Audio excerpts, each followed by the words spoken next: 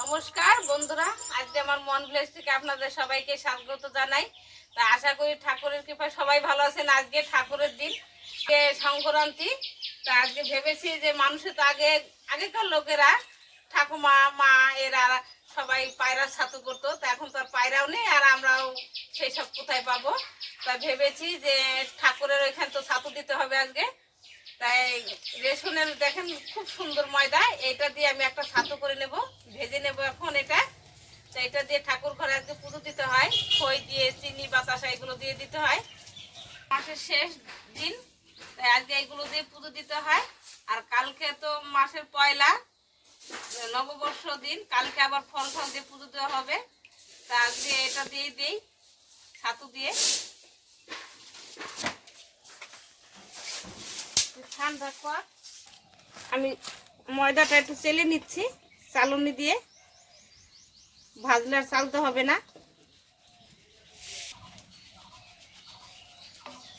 ময়দাটা আমি চালনি দিয়ে চেলে নিচ্ছি, কেননা কোনো যদি দুই একটা নোংরা ঠোংরা থাকে, ওই জন্য ভাজার পর আর চালতে হবে না।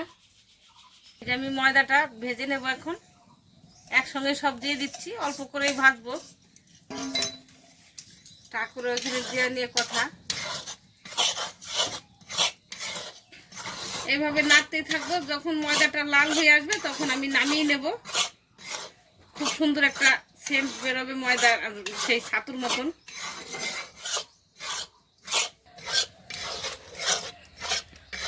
এই ছাতুটা ভাজলে খুব সুন্দর একটা বাসনা বেরোয়, মানে সত্যিকারই ছাতু।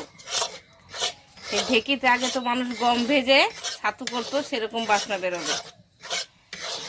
এই যে আমার ছাতুটা ভাজা হয়ে গেছে, আমি এখন নামিয়ে নেব। এই দেখেন কি সুন্দর লাল হয়ে গেছে রংটা। সবাই ভাববে যে এগুলো ঢেকিতে কুটা, আর ঢেকির কুটার মতন স্বাদ লাগবে খেতে। চিনি দিয়ে দুধ দিয়ে, যে খেতে পারে দুধ দিয়ে খায়।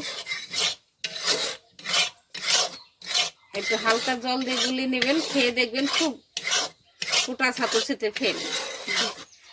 আগে তো মানুষ ঢেকিতে কুটতো, এখন তো ঢেকিতে কুটে না।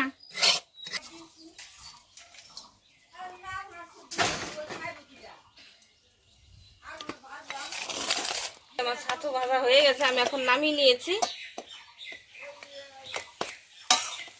এইভাবে একটু নেড়ে দিই, ঠান্ডা হয়ে যাক, ভিতরে না হয়ে লাল হয়ে যাবে।